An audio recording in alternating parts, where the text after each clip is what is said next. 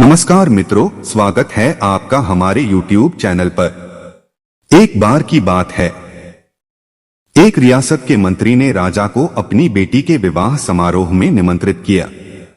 जब राजा अपने परिवार के साथ विवाह समारोह में पहुंचा तो मंत्री उन्हें सम्मानपूर्वक विशिष्ट आसन पर बैठाने ले गया। तब मंत्री ने देखा कि वहां एक सफाई कर्मी बैठा हुआ है। उसने सफाई कर्मी को सभी के सामने वहां से उठा फेंका और उसे बहुत डांटा। सफाई कर्मी ने स्वयं को बहुत अपमानित महसूस किया। अब वह मंत्री से बदला लेने की योजना बनाने लगा। अगले दिन सुबह जब वह राजा का कक्ष साफ कर रहा था, तभी वह जानबूझकर बड़बड़ाया, राजा कितने नादान हैं। उन्हें यह पता ही नहीं कि रानी और मंत्री के बीच क्या चल रहा है। राजा आधी नींद में था। यह क्या बकवास कर रहे हो? उसने पूछा। सफाई कर्मी जवाब में बोला, महाराज, मैं पूरी रात सो नहीं पाया। मैं तो नींद में बड़बड़ा रहा था। हालांकि उसकी बात सुनकर राजा के मन में संदेह का बीज पड़ गया था। राजा अब मंत्री से चिढ़ने लगा और उसे समय समय पर अपमानित करने लगा।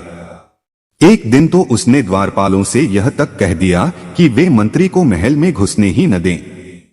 मंत्री राजा के व्यवहार से बहुत चकित था, लेकिन कुछ विचार करने के बाद उसे समझ में आ गया कि सफाई कर्मी ही इसके लिए जिम्मेदार हो सकता है। मैंने उसका अपमान किया था और उसी का उसने बदला लिया है।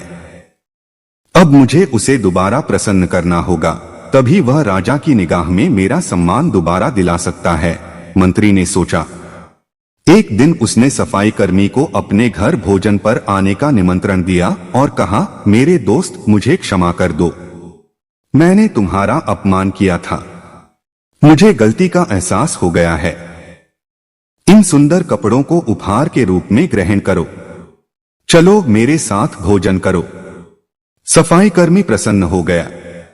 वह सोचने लगा, मंत्री तो अच्छा आदमी है। मैंने ही उस दिन गलती कर दी थी।